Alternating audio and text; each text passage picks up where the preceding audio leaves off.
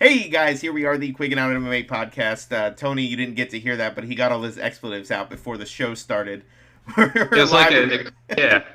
We're live with episode 17, and I'm with a man who has literally done almost everything there is to do probably in the MMA world as far as the journalist side goes, and the OCD fanatic, as you can see, looking behind him, Mr. Tony Reid himself. How you doing, man? I'm doing good. I'm giving you a quick little panoramic of the back wall there. Yeah, it's a little wall of fame we have here. So yeah. Well, you guys don't know, but I actually hired Tony, so he's gonna come over and fix up my wall. I'll redecorate. HGTV, man. Give me my half hour, and we'll get it done. Oh my god.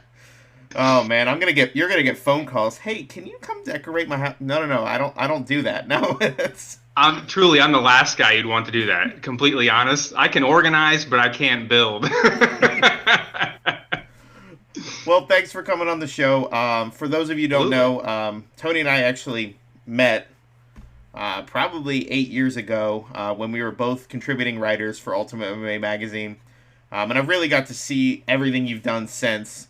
But what I want to do is start from the beginning. So I want to get to the root of the Reid man himself. And, okay. Oh man. Yeah, I know. You only want to do this for an hour? That might take a while. Special 2-hour segment tonight. Yeah. So talk about growing up, what it was like and how you ended up, getting into, the MMA journalism side and, your love of sports, because I know you're not just an MMA fan. Yeah, I mean, I think I started writing for Beckett Media recently and Sports Collectors Daily. They're more like sports collectibles related sites, and that's kind of what I grew up.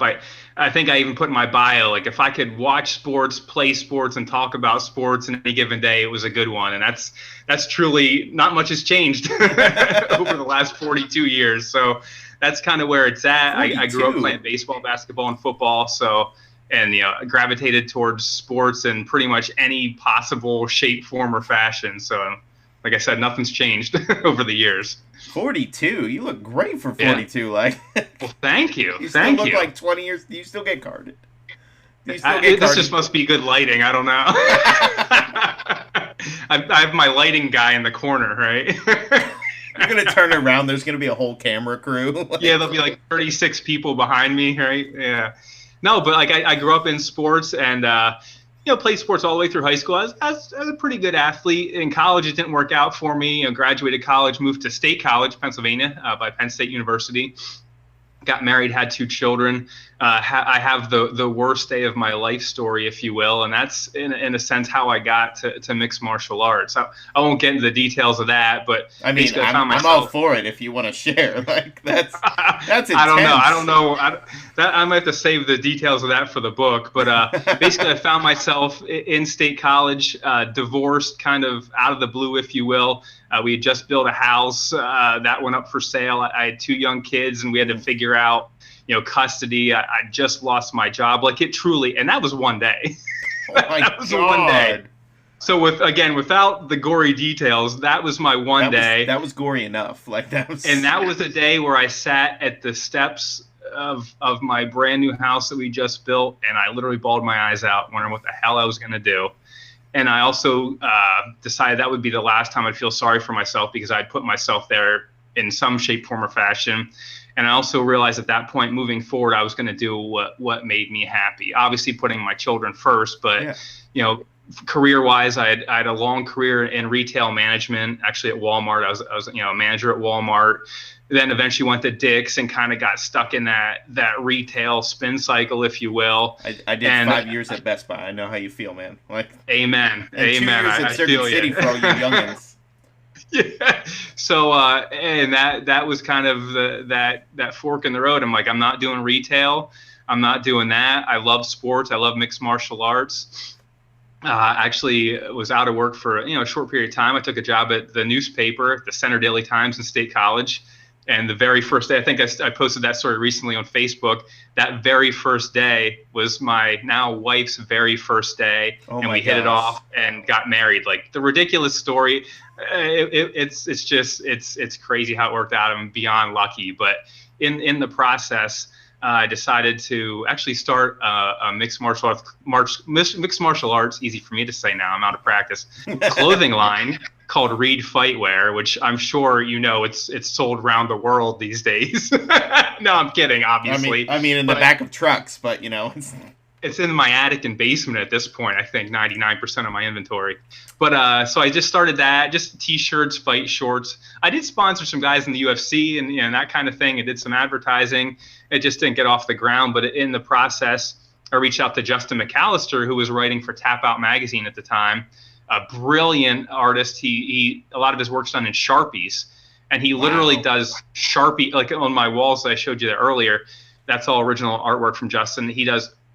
I believe he's colorblind, and he does color by what they sound like, and he does it in dots. There's a certain terminology, but it's like done in dots. So it takes him like hours and hours to do like an 18x24, and he was doing this for Tap Out. He would do the artwork and do an interview of obviously the accompanying fighter. There'll be like a picture of Machida with an interview or whatever the case may be.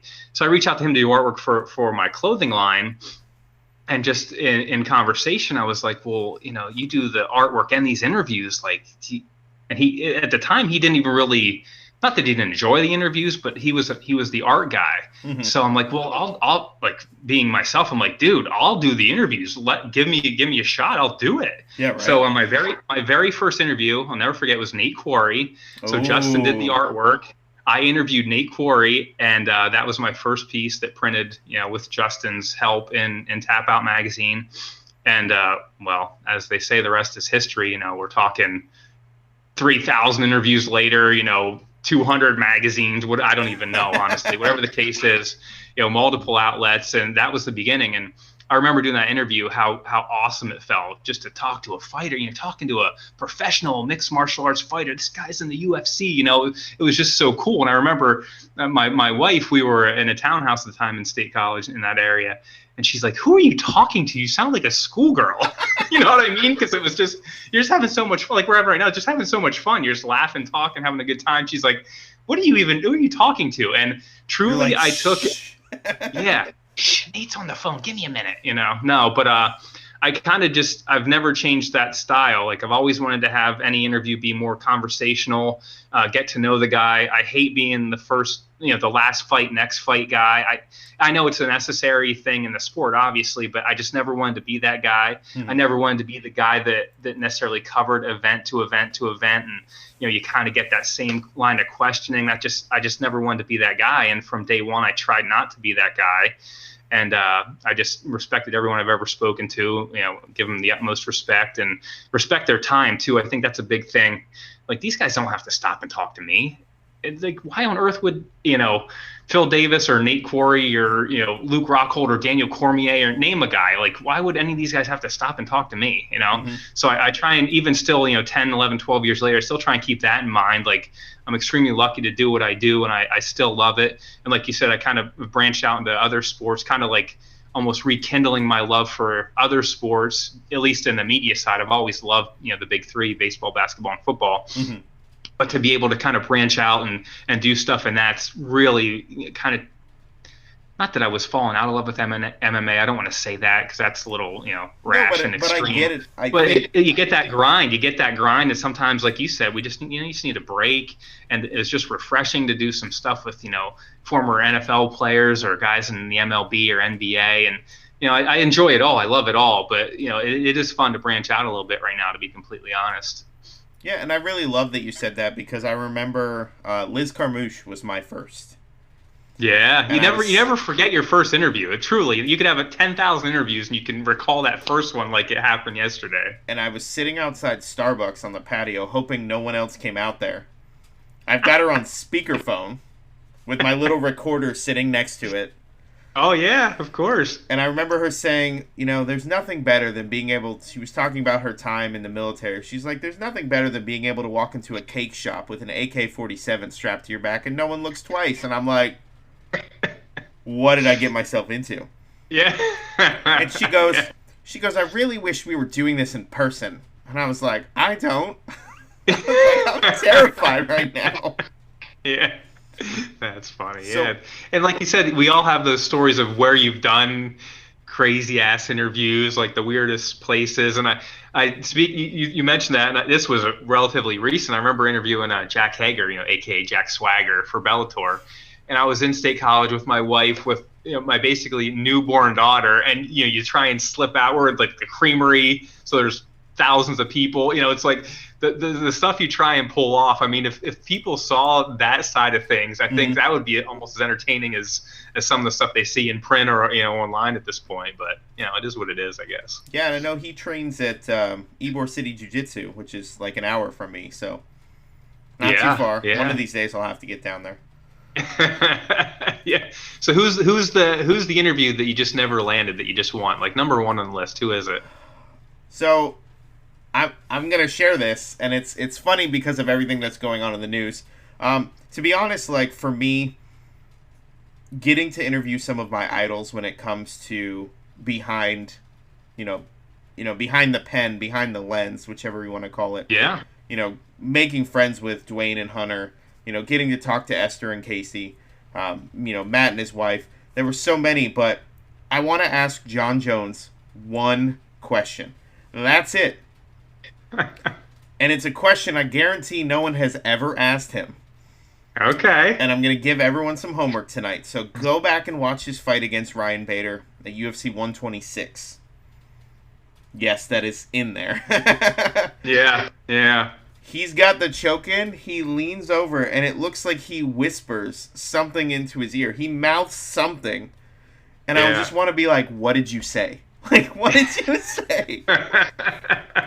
I've asked over the years, I've asked guys, like, what, like, not only like at what moment did you know the fight was turning your way, or what are your, most vivid memories, but you hear some crazy stuff. Guys, not just guys, but fighters remember odd things in the middle of such a heated, exchange. It's funny what the mind does and what you remember. It's just crazy stuff. One interesting one, while we're kind of on the subject, Travis Brown, before Ronda and all of that, he was previously with a woman I believe he has a few children to, and it was the fight where God, I'm getting old. Just start saying things. I got you. I believe it was the Overeem fight, where he was kind of really up against it, and he came back and just like out of a flash and just took over and stopped him. I said, what got you through that moment where you just really getting it put on you? And he said, in the back of my mind, I was hearing the song Wagon Wheel, with Darius Rucker's remake.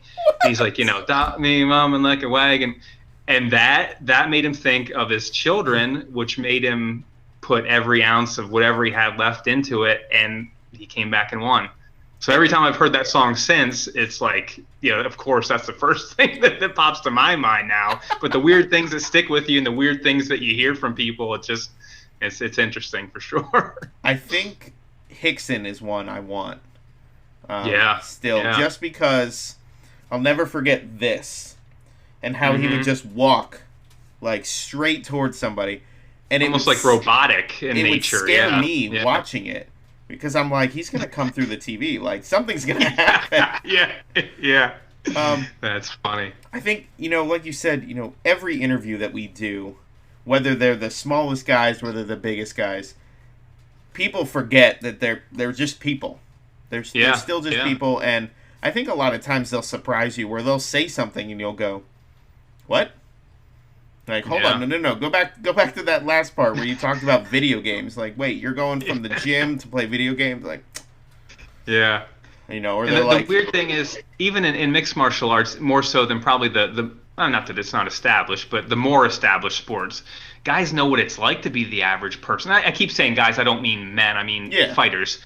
Fighters, they know what it's like to be an average person still, the vast majority of them. They didn't grow up as prodigies since they were 12 and coddled into, a certain lifestyle, if you will. Like, they're all regular people. Now, that may go away someday, but, the era that we're kind of covering it, like, they were all just regular, people. So that's kind of a unique aspect. And I think that leads to the approachability too. Like, I remember when I first started following MMA, there wasn't anyone you couldn't go up and like say hi to, ask for a picture. I mean, I didn't ask for autographs, but and you could just go up and everyone was so approachable. I think that really helped the growth of the UFC early on. And it's nice to still see that with so many fighters. And that's clearly not not an option in a lot of sports. You're not going to walk up and say what's going on to LeBron or Kawhi or Shaq or someone. So that's kind of a cool thing that's kind of helped in the growth. I hope we see that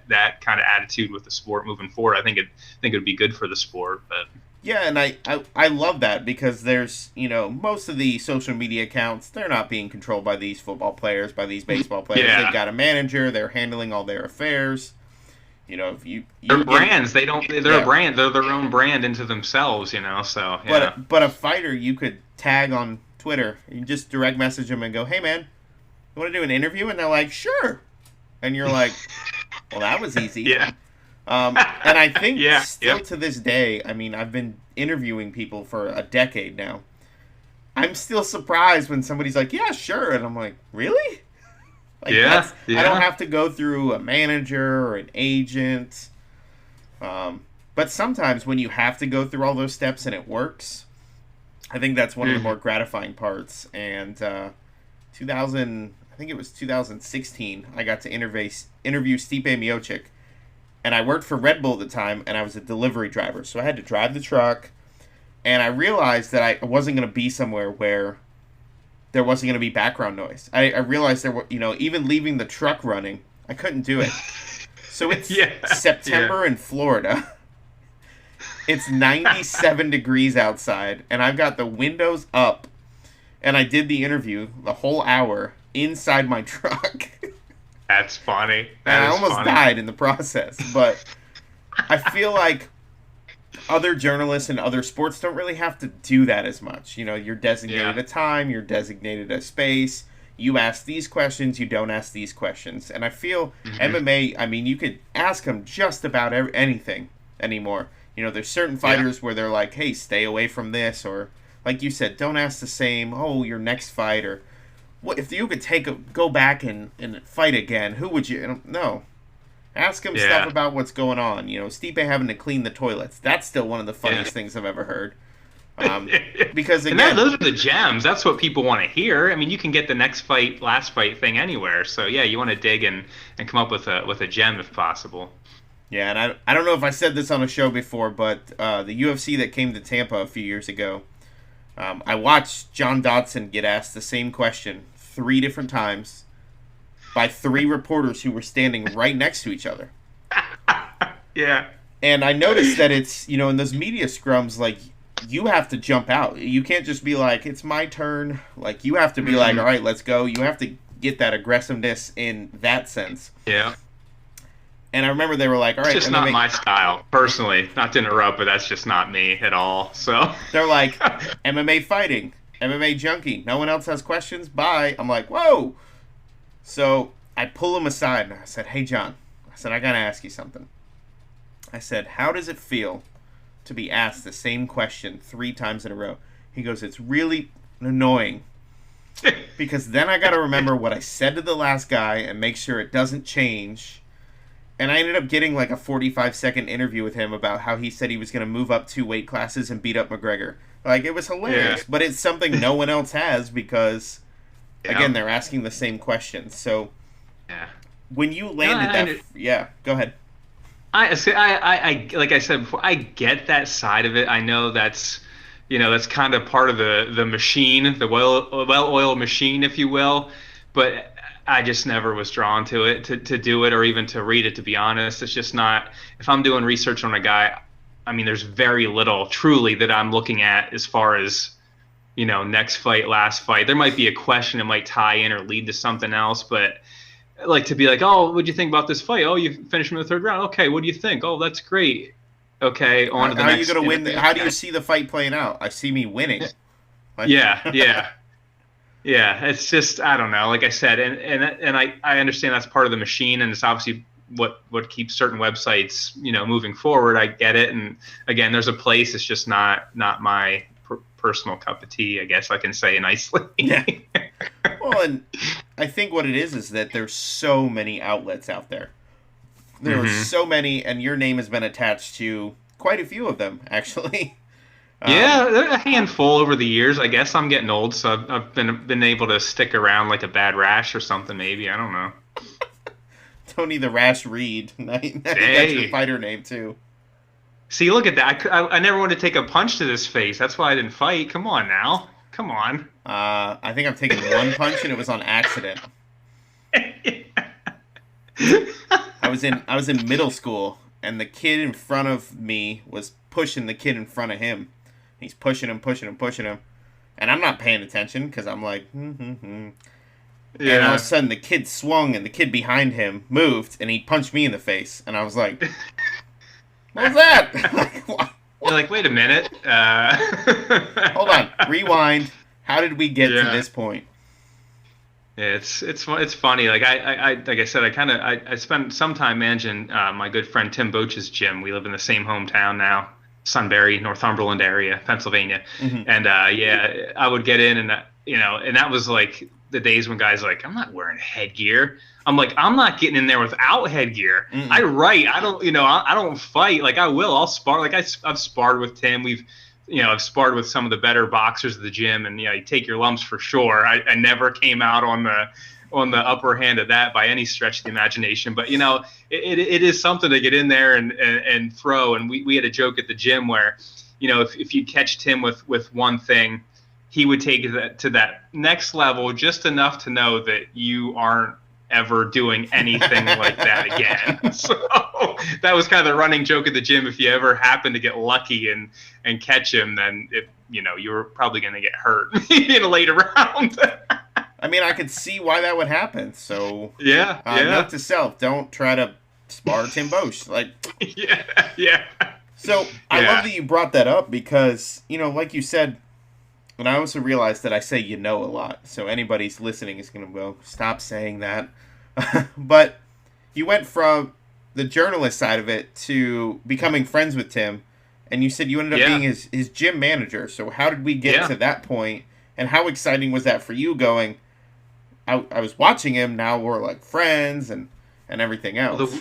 Well, the weirdest thing was, now again, dating myself a little bit, it was back in the MySpace days, as like that would be like BC if you're talking to a teenager, that was a while back. But I'd already kind of gotten in the game a little bit. I was going to events, traveling, kind of mixing it up a little bit, and just like scratch the surface of the writing thing and all that. And like I said, I was in State College at the time, and my best friend growing up, Drew Fatul, is actually Tim's brother-in-law.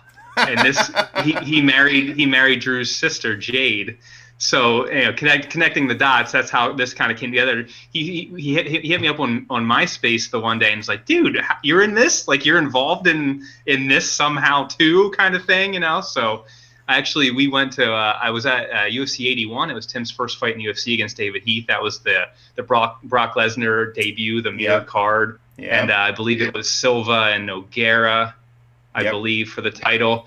And so it was just fun. And so we were out there supporting Tim, and I'd kind of had my thing already going on the side. So it was just kind of weird how the parallels started there. And then, we just became friends. And like I said, I was doing kind of the clothing line at the time. And I, quote unquote, sponsored him for a few fights. And, he'd wear my gear around a little bit, which obviously I appreciated greatly. Yeah, right.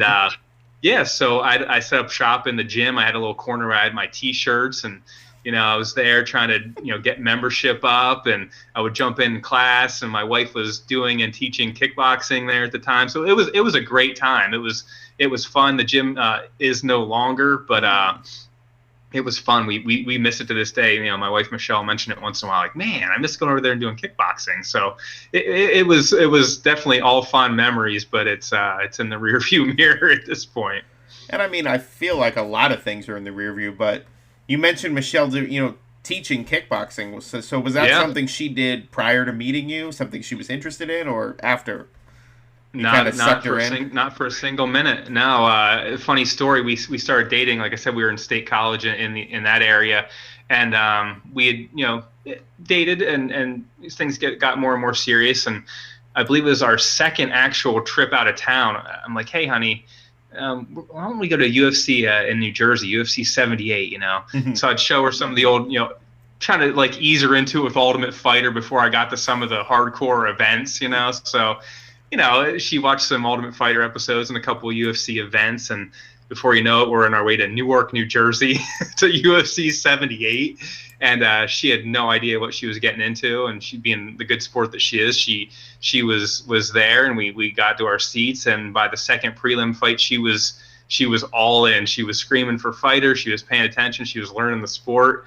And that's when I knew, I'm like, all right, you know, we might be onto something here. Yeah, right. So it was a great, again, another great time. UFC 78, God, that was so long ago. But yeah, just truly, I think it was our second trip that we actually, you know, left town and did anything, and it worked out. And it was I think it was Bisping, Rashad. I think so. That was the main. It was like the battle of the UFC, the tough champions kind of thing. It was one of those deals, and yeah, she loved it, and it all worked out, and she's still a fan, you know, to this day. And like I was saying, she, you know, obviously became close with Tim, and you know, taught classes at the gym, took a bunch of classes, and it was just. It sounds weird, but it was kind of like a family affair, if you will, and it was a good time for sure. Well, you talked about that too. You know, knowing you over the years, you know, I've watched your kids grow up, which is really cool. Yeah.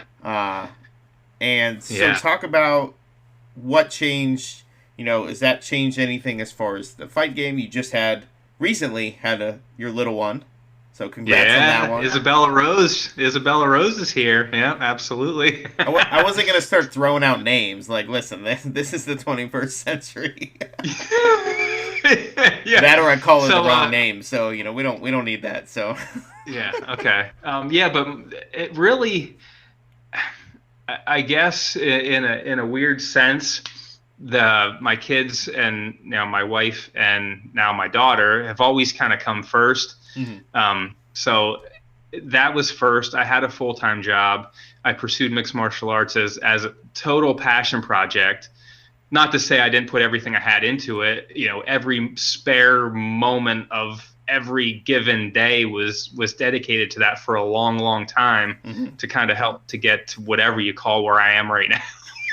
Wherever I am right now. Are you the equivalent of a journeyman? Is that how that works? I don't even know. At this point, I don't even care. Call it what you will. You know what I mean? It's been so long. I've been doing this. Call it what you will. I'm like the old guy that's like, dude, I don't care. No, I shouldn't say that. But yeah, the kids and fam always came first, and I guess that, you know, would take away from any, like, I wasn't traveling. Like I said, I was never the guy that was traveling to event. And if I was, truly, I was doing it as a fan because I love to. Mm-hmm. I wasn't doing it to cover any events. I can count on one hand the amount of like live UFC events I've covered a few more for Bellator, but again, my wife was always there. We took a trip, you know, that kind of thing. And from my perspective, like I said, I never got into the media scrum thing. That just wasn't my style. And I would be at events, and I remember like vividly, like we were in Vegas at a UFC event, you know, Longo and Weidman and Aljo and Iaquinta, those guys are all there. And they would be, you know, hounded and surrounded by, you know, God knows how many reporters or whatever you want to call media members. Do, yeah. And I would just text Ray like, hey, bud, if you have like 10 minutes, I'd love to catch up. And that's what we would do. I'd reach out to the guys, you know, individually. And that's always what I preferred.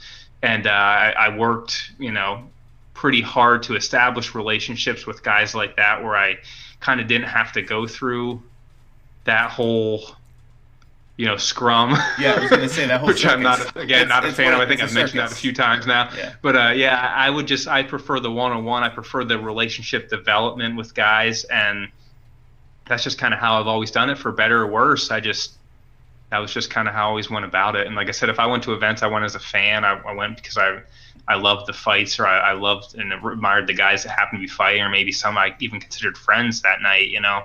And that's why I always just covered the sport the way I did. And, you know, I no regrets. I'm beyond happy with how it's kind of played out for me. And I truly wouldn't change a thing with, like I said, staying home, staying with the kids and everything. And, you know, my older two kids are with my ex-wife about 2 hours away. Mm-hmm. My wife and I, like, we don't miss a football game. We don't miss a track meet. We don't miss, you know, so I guess it kind of came to that, where that just came first, and you don't get that time back. So that came first, I guess, is the easiest way to describe kind of the route I took. Mm-hmm. Well, and I really respect that a lot, because you see too many people put the career before the family. Yeah, and I know it's all kinds of careers. Yeah. And they say we're making a better future, we're doing this, but those moments growing up, those are crucial to a kid's development, to a kid's life, and how they're going to grow up. And I feel like now more than ever, this is a time where we need to instill the good things in them. We need to instill what it's like not to be, an asshole. People have to make changes. So I really respect that you did that, because it's not easy, like you said, walking away from the regular job to go and... I never walked away. I've had a 9 to 5 I have a 4:30 a.m. to 5. What? and then I do my thing, Hold on. What? 4:30? No, I can't. I joke. I'm up by 5, and home around 5 or so, and but my entire lunch breaks generally doing interviews. If I get away for lunch, I'm running to the car and doing an interview with DC or whoever it may be. And in the evenings, like I said, family, and then I do whatever I need to do to round out that next issue of Fighters Only or whatever the case may be. Nice name drop there. No, it's what I do. I don't know. That's what I write for. And they've been very good to me over the years. So, no, but it's truly a dream come true. And the writing thing, like you can attest to it. To have your work in print, I don't care what anybody says. I don't care what technology we have. There's something to be said for having your work in print, and to be able to pick up that magazine and flip those pages and see, your blood, sweat, and tears. Maybe a bit of exaggeration, but you know what I mean. Like to see your work in there. It's a really cool thing that truly, after all these years, that never gets old for me. Every month I look forward to the issue, and I love it now as much as I did from the first issue, whatever issue that was. And I miss doing that, because with Ultimate MMA, I remember the first issue where I had half a page. I had literally a column that was one column inch or whatever, a 16th of the page. Yeah. And I remember I was writing the blog online, and like you said, I said, when can I get something in print? And they said it was a Monday night. They said, get us something by Thursday. I'm like, you'll have something tonight. Yeah, heck yeah. And I wrote, I want to say this was before it happened, I wrote about how I thought the person who would give GSP the hardest fight would be Carlos Condit. And then they fought, and it was amazing. And I went, all right. But like you said, opening the pages and having to actually look at every page, because you didn't know where your stuff was. You didn't get and you were paying for the magazine. Every time, up until it was the coolest thing ever. I don't know, probably 2 years ago at this point, I kind of took over the role of shipping the magazines to like advertisers and sponsors in the States. So I was literally like the first person in the States to see each issue.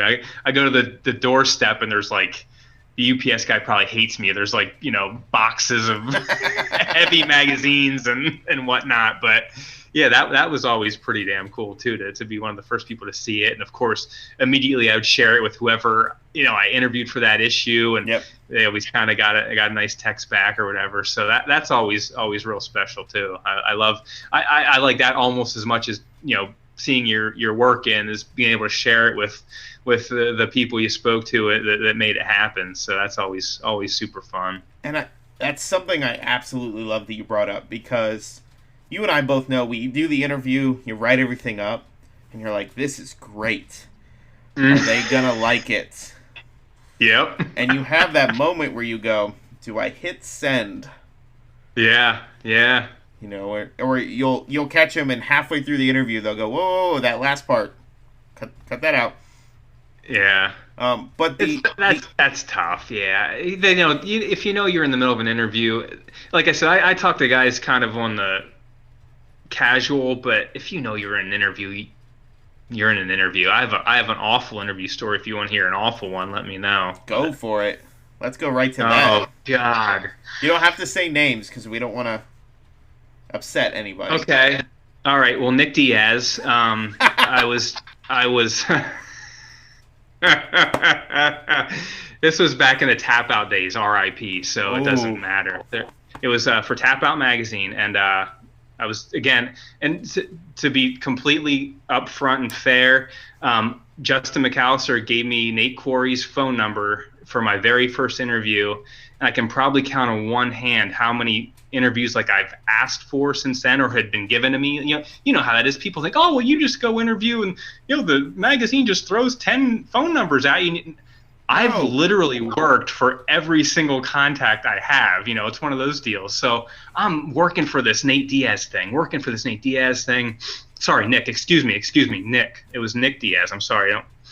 It's like, yeah, it was Nick, and right at the height, like right as he was, white hot, and well, I guess he got super hot here recently too. But regardless, this was, back in 2008, 9, maybe 2010, something around there. And we're doing the thing with Justin. He did this awesome piece of artwork, and Nick, just beautiful piece.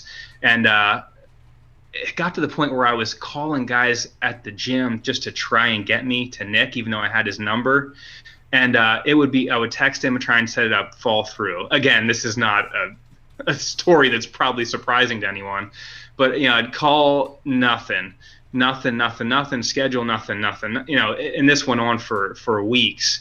And I'm on the East Coast. He's clearly on the West Coast, generally speaking. Mm-hmm. And it was like, and I literally like slept with my phone like before everyone had their phone by them. I literally had it like on my shoulder. And I get a text at like 3:30 in the morning one morning, and it's from Nick Diaz, and it's a question mark. I'm like, okay, you want to should we do the interview now? And please. Yeah, okay. I'm like, okay. So I'm like, wiping the sleep out of my eye, get in front of the laptop, and fire everything up, get the recorder going, and we talk. And it was Nick Diaz as only Nick Diaz can be. It was like an hour and 45 minutes, 2 hours of just anything that he felt like talking about. So it was gold. It was awesome. Once I got him on the phone, he was awesome. So no disrespect by any stretch of the imagination. He was awesome. I didn't see where that was going. Great. Yeah, so the interview was great. I type it up. Of course, Justin submitted the great artwork. It prints. It's freaking gorgeous. It's great. One of the better ones we've done. And maybe a few weeks later, my editor at the time emails me. He's like, "What the hell is going on with this Nick Diaz thing?" I'm like, "I don't know. It was great. What's going on with it?" Here, we printed a quote that he had of Uriah Faber, and like nothing was off limits as far as I knew. I mean, I transcribed probably 5,000 words, and it ended up 700 on one page, and that's kind of what where it went. And there was a quote about Uriah Faber. And it said he was truly a slur. I shouldn't even say. And he was basically called Uriah Faber some not great names. But it was a straight quote, straight through. I had no idea it was off limits, and they were like up in arms about that it printed. So, in hindsight, I can understand it, but at the same time, like I said before, we're in the middle of you're in an interview, And it printed, and it did, and it's what he said. I had to fire up the recorder, go through, like I said, an hour and 45 minutes of time, find the quote, make sure that they heard the audio, that it was 100% legit. Because I think at the time he claimed he didn't say it.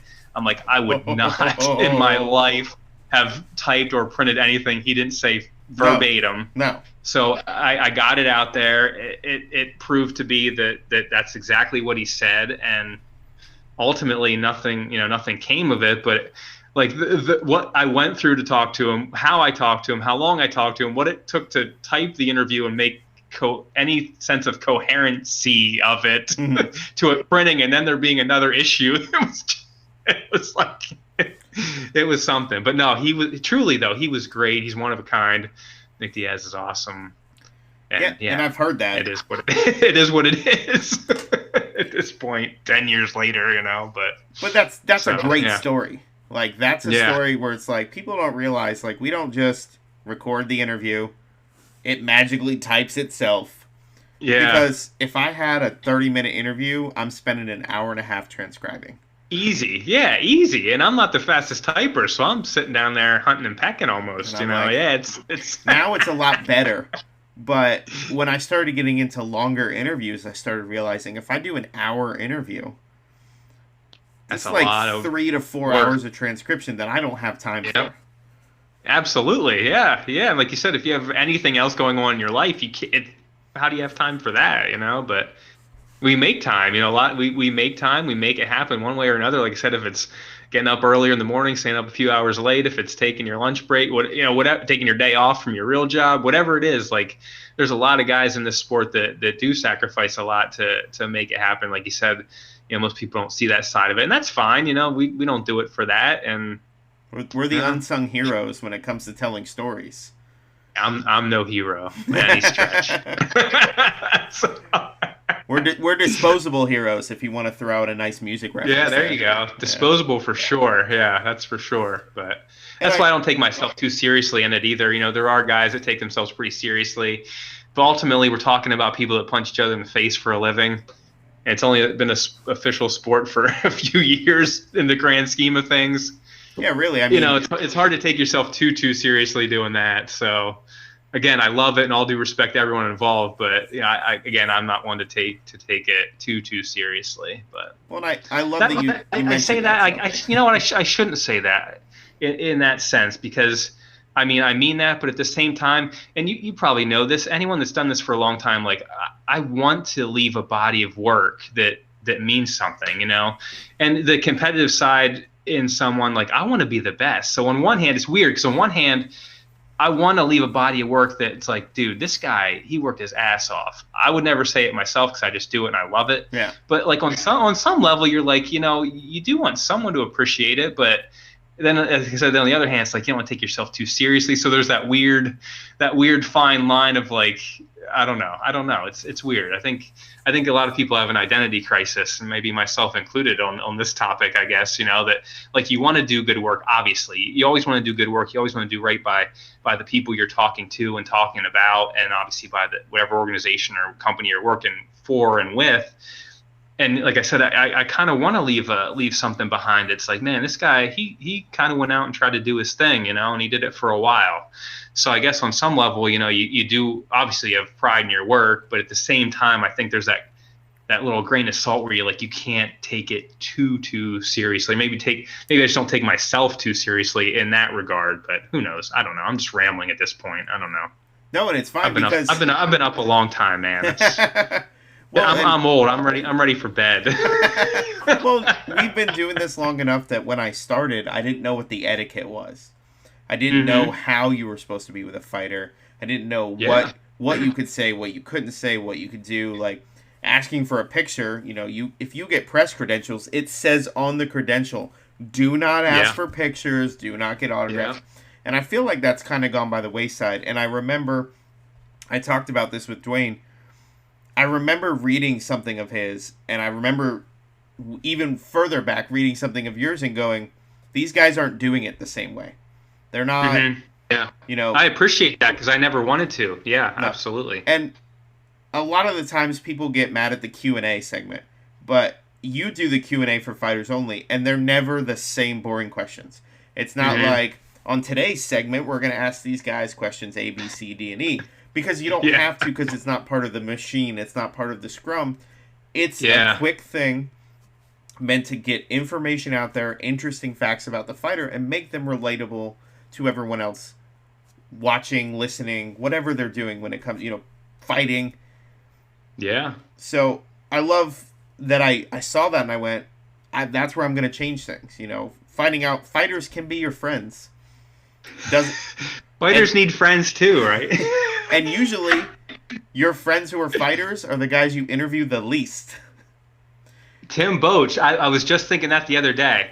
I've maybe had him in Fighters Only twice in 10 years. Like, it's true, yeah. I mean, then you think, oh, well, Tim, but he probably got every connection he ever had through Tim. I literally have never asked him for anything. I think I've officially interviewed him, like I said, twice, maybe 3 times ever in 12, going on 12 years now. So, to your point, absolutely. Like you said, those are the guys you talk to, at least officially, least. So yeah, I agree 100%. But those are the guys who are texting you, asking you like about a new movie that came out, or did you Yeah. watch that TV show? Not like, hey man, I got fight news. Do you want to talk to me? Like it's kind of like Yeah. the fighters that have learned, over the years. It's kind of like dealing with their close friends and family. You don't have to tell your family every time, hey guys, I'm training for a fight. Hey guys, you don't have to do that. Yeah. And in the Yeah, back, I we agree. have that obligation as a journalist to be like, I got to tell the story. I got to break the story. And then, like you said, you can't do everything. Yeah. No, definitely not. And Definitely I not. love that part. And there was times where I'd see fighters I reach out to, try to schedule the interview. They kept falling through. And then they did an interview with somebody else. And there's that moment where you're like, you asshole. Like, really? We've been trying to set this up for 2 months. Yep. And then, All of that course, legwork for nothing. Yeah. and then you read the article and you're like, and you have that moment, like you said, where it's like, but for me, when it comes down to that, I'll never forget. I think it was like 5 years ago. It's the only time I think this has happened, which is kind of sad, but at the same time, it was that feeling of accomplishment. So I wrote a piece that was entitled "Why a Jose Aldo Loss is a Win for the UFC." It was right before his first scheduled bout against McGregor. And it got like 10,000 plus views. And it blew my mind. I was like, that many people clicked on my thing. That many people read my story. And again, it's not a matter of, oh, look at me, I'm better, or look what I did. It was, I did this. Like, this was it was an opinion piece. There was no, interviews. There was no anything else. And I think that helps solidify every now and then what we do. It's no secret this is not the highest paying job, and 90% of us, I would say, if not 95 at this point, have regular jobs. This is a side hustle that we love. This is something we do. That says a lot. That says a lot for the people involved too. Like you said, if you're going and you're working a job that you may or may not even like, and then you come home and in your free time you're really giving it hell trying to make it in this sport. I mean, that says a lot for the people involved in that regard, I think, for sure. Well, and yeah, you like you said, you've been doing this for over a decade. I didn't start watching MMA until 2008. So maybe late 2008, early 2009. And I just remember I was at WEC Wreckage. I think it was Mike Brown. I know. It's Mike Brown and Uriah Faber too. I'm not even going to lie. And I remember watching it, and it was the Jose Aldo double knee on Cub Swanson.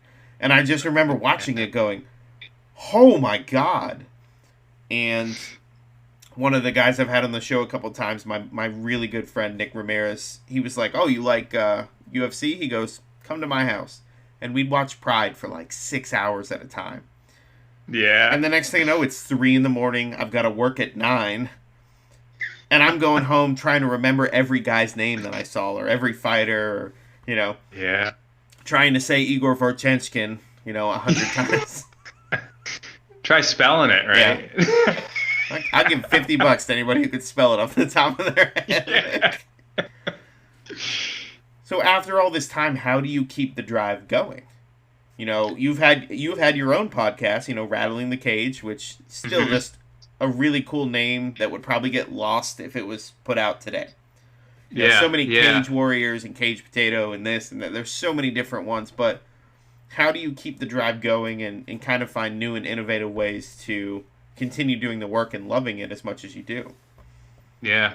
To be completely honest, there was a little stretch of time where I didn't know if I wanted to keep doing it. I had a baby daughter, and like I said, always working, sometimes, should I even say, 3 other jobs. So it's just, there were times, and to be completely 100% honest, we're not throwing like roses around. Right now, I'm not overly excited about a lot of UFC events, and I'm not overly excited about a lot of Bellator events. So there's been times recently where it's easy not to watch, and I hope that's not a greater, widespread thing with people in the sport, because I harken back to the days of UFC 48 where I knew everyone on the card top to bottom, and I truly truly wanted to see every fight on that card.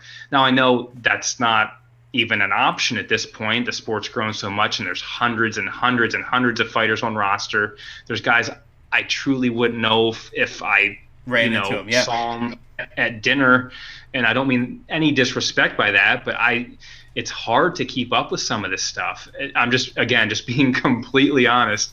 It's hard to keep up with everything, and there are times it takes a big fight to draw me back a little bit. I'm not going to lie. There's times when, other things do come first. And like I said, with the other stuff I have going on right now, I'm incredibly passionate about MMA, but I'm incredibly passionate about other sports too. And I've been given an opportunity through, again, like, through doing it yourself, truly, hard work, working, pounding the pavement, emailing, calling, texting all hours of the day and night to land that interview, and I'm starting to find a little success in other sports. So I enjoy that. And that's brought out like a rejuvenation, I guess, on some level of me just the interview process. But that being said, again, that complete honesty, when I get in an interview with DC, when I'm talking to, name another fighter, I don't mean to keep dropping names. I don't mean it like that, but like talking to DC, and him at the end of the conversation, thanking me. Like, again, who the hell am I? That was the weirdest thing. Who the hell am I? So and I thanked him for, and we knew this was the last official, more than likely last official fight, last official, interview as far as, me being journalist, him being, active fighter. So we shared a great conversation and closed it with he was more than kind in his words to me. And, that brings it all of it back. You talk to a guy like DC, who I admire as much as anybody in the sport, probably as much as anybody I'll ever admire in the sport. And even to have developed any kind of, actual interaction and relationship with him means the world. And his people around him are all great. And, I've spent time with them and a number of other guys. Again, I don't mean just DC, but for the most recent example, to have that conversation with him before such a big fight, him being so open and honest, like he's always been, and a guy at that level who has everything, he's got a budding career, maybe more successful away from the octagon than he had in it, which is saying a mouthful. To have a conversation with him and like I said, to share what we shared in conversation, that type of thing brings it all back and makes me realize, A, how lucky I am, and B, how special it is I get to do what I do, and not by any skill of my own, just by being a goof and hard work and determination and doing everything I can to make something happen. Again, I hate to even call myself a writer, because I feel like there's so many great guys out there that do it so much better than I did kind of find my niche in the Q&A thing, I think, a little bit. And that's what I truly enjoy. And it just takes one of those good conversations to bring that all back, all that passion, all that excitement, all that love for the sport and love for so many people in it. It just takes one interview like that to bring it back when you feel like you're kind of getting burnt out or run down, or even if you're trying to do something different, it feels like the same thing, or wherever you're at in your own mind with it. It just takes one interview like that to bring it all back, at least for me. And that's the most recent one where it brought all that fire back for me to want to do it another, 11 years or wherever the heck I'm even at this point, and it's just something like that. That's all it takes for me, really. And I think that's great. And I also want to point out that of any UFC you could have mentioned, UFC 48 was the first one I bought on DVD. The first. There you go. So I was like, I stopped at a movie stop. I was at Best Buy. I was at training for like a week. And I went to a movie stop and they were like, buy one, get two free. And I remember leaving with like a stack of UFC DVDs. And my roommate at the time, or my, workmate, whoever it was, he was like, how are you going to watch those? I'm like, when I get home? I was like, I don't have a DVD player. Go back to the DVD section and pop it in, right? On the big screen. Like, hold on, can I just borrow this for a second? But I remember, wanting to, at one point I was trying to get every UFC on DVD, and I realized how unreasonable that was. Because I think I had up to 200. My wife can attest. Like in order, being the goofball I am, 1 through 20, whatever the hell the number was. And How'd got you the find point some where of the older ones, like 30? Oh, like come 29? on now. I'm a veteran of this game. The Dark Age ones, when I was collecting them, the Dark Age ones were only available overseas, so they were like a region 3 DVD. So I bought a region free DVD player and got them overseas, and that's dedication. Yes, it is. So, shifting gears from the MMA side, talk about your new life at Beckett, because Beckett did run Ultimate MMA. They were, it was a subsidiary of it. So when I saw that, I was like, he literally went full circle, because I've seen how funny is that? Yeah. FloCombat, MyMMANews. There's so many, and I'm not gonna make you go through them all. I know I said I was going to, but I feel like that's. I already did it, man. I already did it beforehand. You got them all. Right? You have that? Was that live? Did you record that piece? You can throw that in there somewhere. That was the the unaired footage. The lost tapes, right? But yeah, like I was saying, I grew up a fan of baseball, basketball, and football, and like a lot of us as kids, we I almost hate to say it, like these guys were your idols that you were watching almost, like the Jordans, the Griffeys, the Bo Jacksons, the Deion Sanders, guys like that. I just loved it, and I collected sports cards as a kid as much as I did anything else, up until well beyond my 20s, and so yeah, I was always near and dear to my heart, and I guess like I did in MMA, I just kept reaching out to guys with ideas, and it was that weird juggling fact of like, okay, here I'm talking to Mike at Beckett, I'm also trying to score these interviews with guys or develop some type of content that they're going to want to use, and thank whoever you thank, whatever you believe in. Brian Dawkins actually was the first guy to get back to me, the Eagles safety, Hall of Famer, Philadelphia icon. I got a random message from Pat Waters. I'm like, who the heck? I don't know Pat Waters. He's like, well, I'm Brian Dawkins' guy, like literally his right-hand man, and he got your message and he really wants to do this. I'm like, that's all I need. That's what I kept saying to my wife and my buddies. I'm like, you just need one. Like, get me started. I'll get the ball rolling from there, because that's just what you do, doing what we do. I'll go from there. I'll use that. Yeah. I'll hold that magazine at the freaking mountaintops from here on out. So got it set up, talked to Brian, spent time doing a ton of research and interviews, and the angle was talking to guys about the first time they saw themselves on their own trading card, the first time they were asked for their autograph, if they have a man cave, what's in it, just collectibles related stuff. But then I always spin off into other not personal stuff, but more relatable stuff beyond the field, the average reader. So the interviews have always worked out great.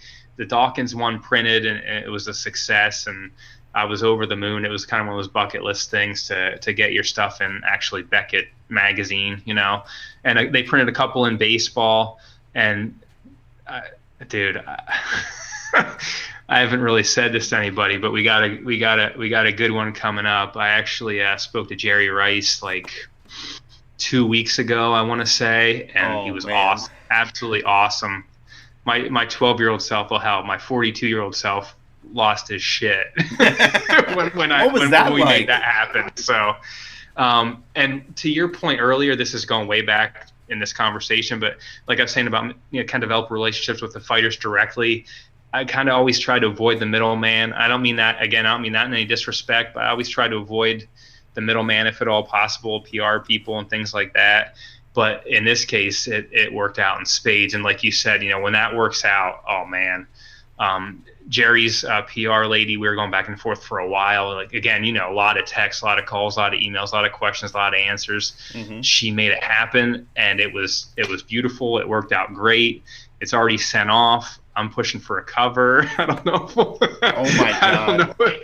I don't know if that'll happen, but it's definitely going to be in print soon. And like you said, when you get to that opportunity, it's so humbling. It truly is. Like, Jerry Rice is maybe the greatest football player of all time. Like, again, what the hell's he doing talking to me? There's no reason he should be talking to me, So that's just a testament that anyone can do it. If And like if you don't give up, if you try, if you work, if you bust your ass, something's going to work out, and you turn that something into something else, and you turn that something into something else, and before you know it, you're really on to something. And that's, I mean, to simplify as much as I possibly can, that's really what it came down to. Yeah. And I could use what I learned in MMA about networking and just interaction with people on whatever level. I think I've used that already in other sports, and hopefully it only grows from there. I don't know where the hell you go from Jerry Rice, but hopefully hopefully we can go from there somewhere. I stopped watching football quite a bit ago, and I was a Raiders fan. Mm-hmm. So at a time where Jerry Rice, Randy Moss, Charles Woodson, we had the team, Warren Sappett at one point even. And I remember you're getting all the guys after their heyday, but it worked out a little bit here and there. I'm in Tampa, and I wasn't a Bucs fan. So another perfect example of that. Yeah. So go Bolts. Yeah, I hope we're winning. I haven't checked. But that's the thing. Like once I started watching, I watched hockey. Once I started watching MMA, like I couldn't watch other sports again. Mm-hmm. It doesn't have the same. I never got into basketball. If you throw older football trivia at me, I'll hold my own. And my girlfriend will look at me and go, "Why do you know that?" And I'm like, "I don't know why Gilbert Brown was number 93 on the Packers. Like, I don't know." Yeah. Like, yeah. But it's crazy. I don't know what I had for lunch, but I'll remember a random stat from 1976. Like, it's really bad. Yeah, it's really bad. The Jeopardy sports category, she always hates because she's not. She'll watch MMA with me. She loves hockey. We love going to hockey. She's been to some live fights, but there's something different about when the sports category comes up. And it's like, name the 3 teams Brett Favre has played for. And I'm like, easy. And I name off Vikings, Packers, Falcons. And she's like, why? Why do you know that? And keep in mind, I didn't prepare any of this. So this is just things that are coming to my head. Yeah. Well, that's awesome. I think you're right. You have that moment in whatever sport you cover where you get to interview somebody you grew up watching. You get to interview somebody you've been watching for years or watch grow up. You almost don't know what to do after that. You're like, well, I climbed Everest, so now what? True. Yeah, my best friend, he's a huge football fan as well, and I'm like, dude, I just did an interview with Jerry Rice. He's like, well, that's one for the wall. Yeah. I think he's talking about the the wall of fame back there. The wall of whatever this is at this point. It's a lot, but yeah, the wall. So well, I will happily wear a Reid Fightwear shirt if you've got one. So I'm sure I can dig one up for you. I'll get one out to you free of charge. That's the going rate at this point. Oh yeah. And we didn't even get to talk about your podcast, but I think we'll save that for another time because, Tony, I've had an absolute blast. I don't want to keep you up any later because, like you said, you've got an early day ahead of you. Being in the same time zone helps.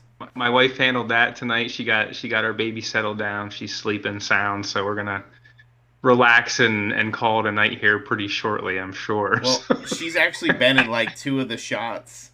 Like behind you. Really? Yeah, I saw her walk by. Michelle, come here, honey. Come to the door. Come to the door, honey. Can you say hi? She's like, what are you doing? She's like, why is this stranger waving? She says, oh boy. Real quick, it's really funny. I had Mitchell Chamale on the show a few episodes ago. He runs Combat Night in Florida. And I'm watching him, and we're interviewing, and all of a sudden I just see him going. And I went, I said, what's she saying to you? And he goes, what? And he's like, well, she's cooking dinner, and she's asking what I want. And I was like, bring her in. I don't care. Oh, shoot. Yeah. Hey, this again, and shout out to Mrs. Reid. She's been, I couldn't even, supportive is not even the word. She's, it's beyond words. She's been there since truly the beginning of this whole MMA thing. She's been there every step of the way. And like I said, she travels with me to events. She listens to my rants. She pretends to be interested in stuff and, Hey, mine and does all that that. too. So It's okay. Mine does I that couldn't too. have a better partner in crime. So yeah. Well, that's awesome. Well, on behalf of Combat Press, the Quiggin Out MMA Podcast, I'm going to thank my only sponsor. Hopefully that'll change one day. Epic Jit Seas. It's running across the bottom of the screen. You can get yourself one of these shirts. And again, like you said, I've had friends out of state who I've never met send me pictures of them wearing the shirt, and I'm like, that's the coolest thing ever. Like Heck that. Yeah. Heck yeah. It truly is. Promo code Quiggs, QUIGGS. On behalf of myself, Matt Quiggins, Mr. Tony Reid himself, I really appreciate you taking the time, and you have yourself a great rest of the night, sir. I'm going to try, man. You too. Have a great one. Thanks for having me. I appreciate it. It's been an absolute blast. Not a problem.